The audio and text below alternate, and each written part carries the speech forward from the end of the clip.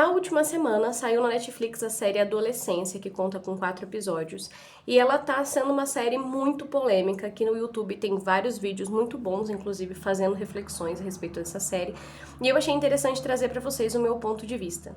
Essa série, eu já vou avisando que esse vídeo ele vai sim ter spoilers, porque não tem como falar disso sem contar o real contexto da série.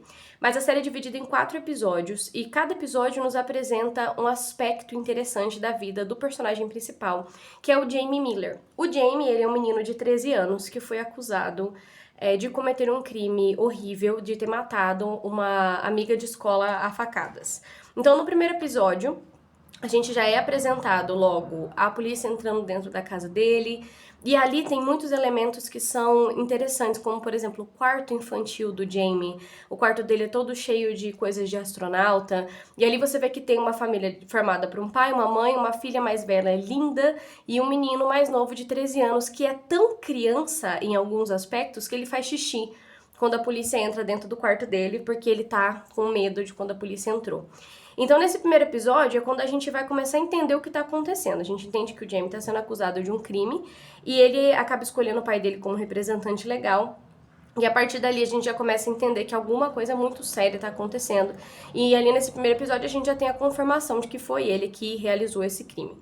No segundo episódio é muito interessante porque a gente adentra no ambiente escolar, tanto do Jamie quanto dessa menina, porque eles estudavam juntos, mas eles tinham mais ou menos diferença de 2 anos de classe um pro outro.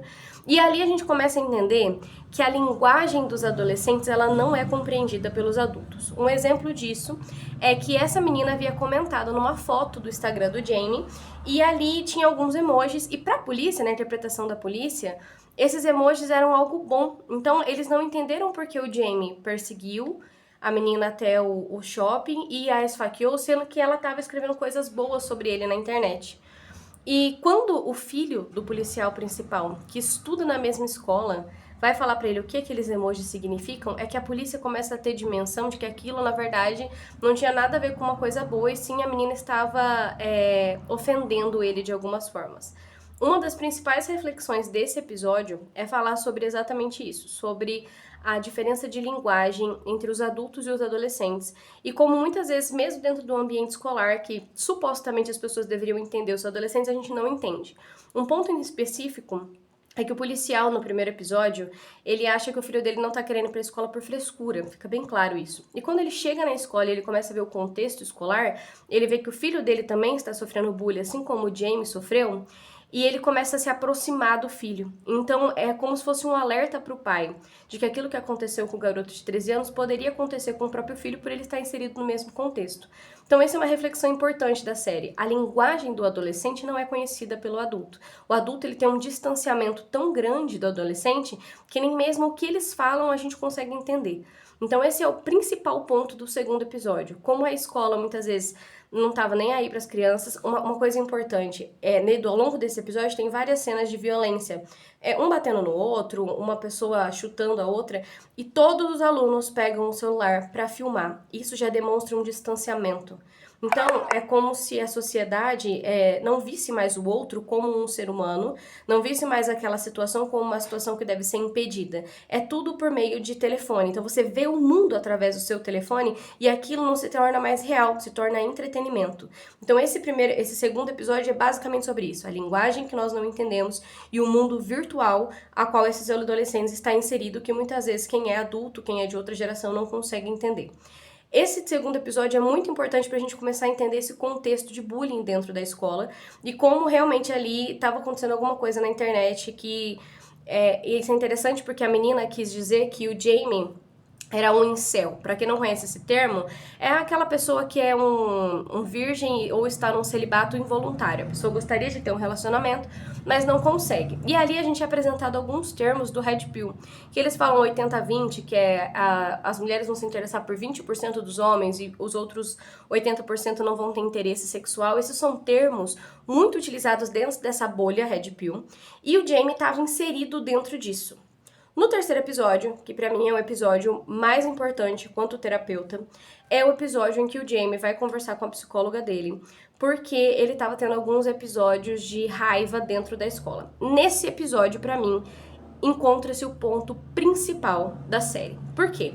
Ali ela vai perguntando pro Jamie sobre masculinidade. Ela pergunta como ele interpreta... gente, eu tô suando, mas é que tá muito calor. Ignorem, tá? Mas ela pergunta como ele interpreta a masculinidade do pai, a masculinidade do avô. E ela, quanto terapeuta, ela tenta entender aonde está a distorção de masculinidade que o Jamie tem. E ela projeta isso para a família. E é aí que tá o primeiro ponto que eu quero deixar claro para vocês a respeito do terceiro episódio. Dentro de um crime, quando a gente vai olhar para um criminoso, é normal que a gente estude o histórico familiar dele. É importante, dentro de criminalística se estuda muito isso. Então é importante que a gente veja o histórico familiar, porque muitas vezes um criminoso é construído pelo seu histórico familiar. Então a terapeuta foca exatamente nisso. Só que hoje em dia, os adolescentes, e na verdade quase todo mundo, passa muito mais tempo na internet do que com a família.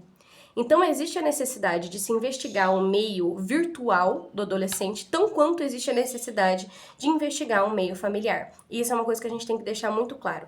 O Jamie não estava inserido em uma família tóxica, de masculinidade tóxica, mas o meio virtual, o qual ele estava inserido, e depois vai ser falado isso no último episódio, é que foi tóxico para ele e começou ali a sua distorção de masculinidade. Porém, quando ele está falando com a psicóloga, a gente percebe que ao mesmo tempo que ele tenta afastá-la, humilhá-la, ele tenta trazê-la para perto e chamar a atenção dela.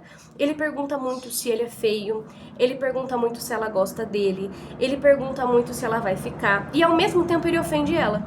Ao mesmo tempo que ele faz perguntas de alguém que quer ela por perto, ele ofende ela e tenta afastá-la.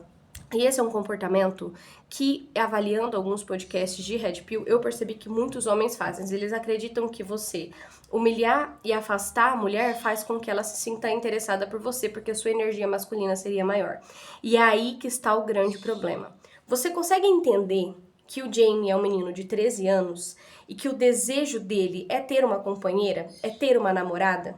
É ter uma mulher, que o desejo dele está projetado no sexo feminino, e aqui a gente tem que ter a mente bem livre, porque um adolescente de 13 anos já tem desejo sexual, mas você entende que o desejo dele é pelo feminino, e ele luta contra esse desejo para poder se encaixar em uma masculinidade imposta a ele pela internet, e a luta contra esse desejo faz com que ele tente destruir a fonte desse desejo?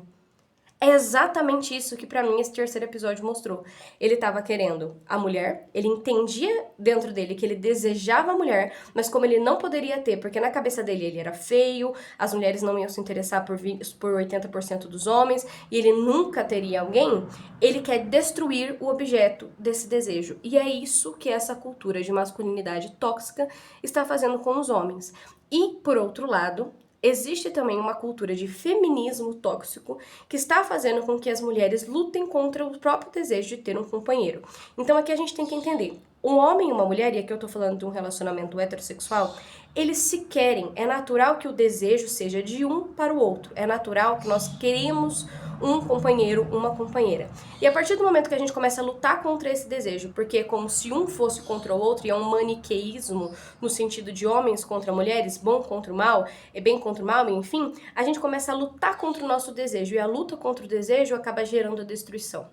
Olha o quanto isso é importante da gente entender, pra gente começar a entender que muitas vezes a gente tá lutando contra aquilo que a gente quer e isso causa a destruição do outro e a nossa própria destruição. Pra mim, no diálogo do Jamie com a psicóloga, isso ficou absolutamente claro, porque ele queria a atenção dela e ao mesmo tempo ele achava que precisava afastá-la e ofendê-la para que essa atenção fosse dada a ele. Então esse é o ponto principal. E no quarto episódio, a gente é apresentado a família dele, para que a gente possa entender qual é o contexto real familiar. E ali a gente vê que realmente o pai não é um pai ruim, ele não é um homem tóxico, ele tem uma masculinidade sim forte, mas ele é uma masculinidade normal, de um homem normal, uma família normal, com uma mãe normal. E aí eles começam a se culpar a respeito do que o Jamie fez, e ali a gente percebe que a família ela tem uma culpa muito grande que recai sobre ela, porque ele deixou ele no computador, porque ele ficava muito tempo no computador, e a família sente essa culpa, e é normal que a família sinta, mas você entende que o produtor de conteúdo que disseminou aquela mensagem também deveria ser responsabilizado? No vídeo do Leon e da Nilce, do Cadê a Chave, acho que tá no canal de cortes dele, eles falam a respeito disso. Não existe responsabilidade sobre o produtor de conteúdo. Quando você é um menino, e se tiver algum adolescente aqui me escutando, ou uma menina, e você consome um conteúdo de extremos, ou extremo machismo, ou extremo feminismo, extremo masculinidade no caso, né, de Red Pill, enfim, Você tá consumindo aquele conteúdo, mas provavelmente aquele cara é casado ou tem um monte de mulher e ele tá ganhando muito dinheiro destruindo a sua mente. E é isso que nós temos que entender. A produção de conteúdo que leva à destruição de um desejo, ela enriquece quem produz e ela acaba com quem consome. Então, isso nós temos que entender. Para mim, esse foi o ponto principal da série. O quanto a luta contra o desejo de algo que você realmente quer destrói a sua psique e como as redes sociais influenciam sobre isso. E aí a gente volta naquele ponto de que a gente tem que filtrar muito bem o que a gente consome para que a gente não venha cair nessas falácias sociais de as mulheres devem ser fortes, independentes e viver por elas, assim como os homens devem ser fortes, independentes e não querer mulher nenhuma, e a mulher serve somente para tananã e tananã, como a gente escuta muitas vezes aqui no Brasil também em conteúdo de Red Pill. Então essa série para mim serve como um alerta, pra gente poder entender que a gente não tem que lutar contra os nossos desejos, que o desejo de ter um companheiro é natural, é real, não deve ser lutado contra, a gente tem que apenas descobrir como a gente vai fazer isso. E é por isso, gente, que serve a análise. E eu sei que eu, como psicanalista, pode parecer que tô puxando o peixe pro meu lado, mas é verdade, você ter um autoconhecimento, entender de onde vem o seu desejo, entender quem é você de verdade, faz com que você não seja tão contaminado com as redes sociais quanto nós estamos sendo hoje em dia. Então, pra mim, essa série serviu como um alerta. Como muitas vezes a rede social influencia você a negar aquilo que você quer e a sua única via para poder sair desse ciclo é destruir aquilo que você deseja. Eu espero que você tenha gostado desse vídeo, peço que você deixe aqui nos comentários qual é a sua opinião sobre a série. E se você gostou desse vídeo, se inscreva no canal e a gente se vê no próximo vídeo. Tchau, tchau!